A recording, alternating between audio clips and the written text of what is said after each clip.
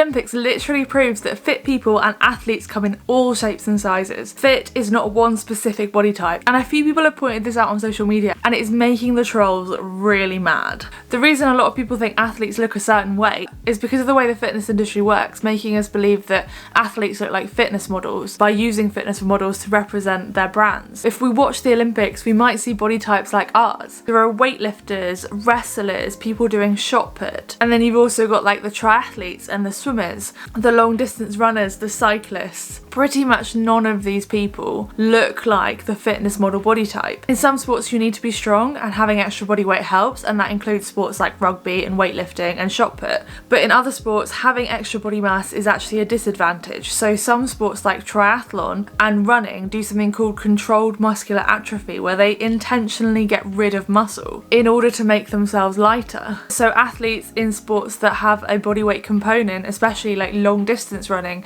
tend to not look that muscular. But if we were to believe the fitness industry, then a fit person must have big biceps, a six pack, have like below 8% body fat, and if you're a woman, large glutes and either toned or muscular legs.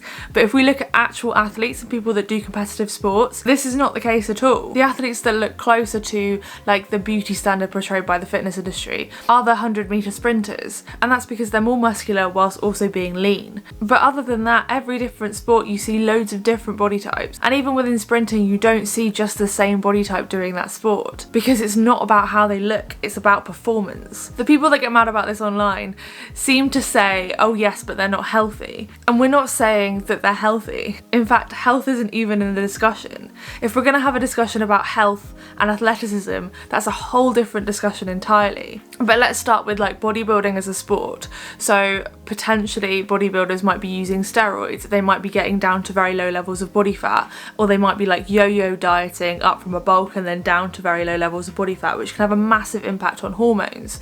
That can be really unhealthy. Obviously steroid use can be unhealthy. Having an addiction to pre-workout can be unhealthy. Overtraining certain parts of your body to the point where you have muscular imbalances because it looks good can be unhealthy. And then if we think about elite sport isn't a health focused activity. Massive amounts of training volume like you do in cycling or triathlon, that can have a massive impact on hormone function for athletes. So women might lose their periods, and men might see a significant drop in their testosterone levels, and that can have its own impacts. Many athletes, especially athletes like gymnasts, train on injuries, and many sports are quite dangerous and cause injuries, which isn't entirely healthy. And then we've got the controlled muscular atrophy, which I mentioned, which isn't necessarily a health focused thing to do. It's strictly for performance, to make sure that their body is a certain weight.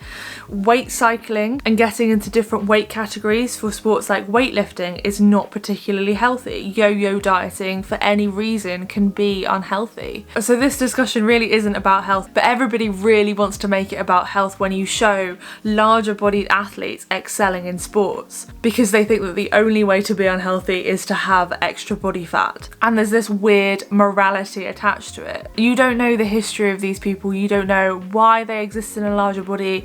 They may exist in a larger body because they want to, and because they'd rather be bigger and do well at their sport, and that's their own decision. Just as other people compromise their health by taking steroids to get that perfect physique for a bodybuilding competition, and I'm not saying all bodybuilders do that, but some definitely do, or where an athlete compromises by making their training intensity really high, which may have a negative impact on their health. Lots of people compromise their health in pursuit of elite sports potentially. And then there are other people that exist in larger bodies like myself, and I've struggled with an eating disorder, which means that I can't diet, because if I do diet I will relapse and then I'll end up more sick again anyway. And there are medications that make it really difficult or nearly impossible for you to lose weight. There are loads of reasons people might be in a larger body, and their health and anybody's health is really none of our business.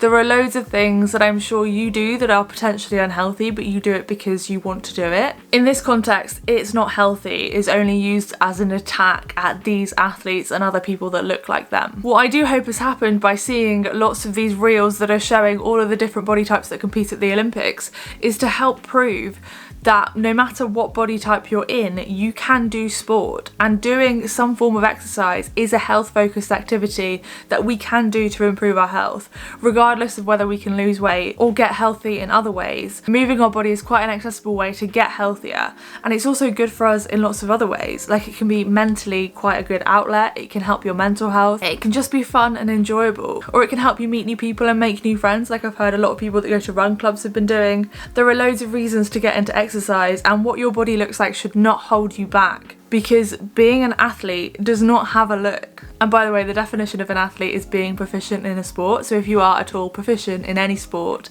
then you are an athlete. I don't know about you, but watching the Olympics and watching all the different sports has just made me want to try so many more and get back into sports that I used to love, and that can only be a good thing. If you like this video, you might like this one next, where I go through whether you can be fat and fit, with loads of examples of athletes in larger bodies and how they are chasing fitness. Thank you for watching, and I'll see you next time. Bye!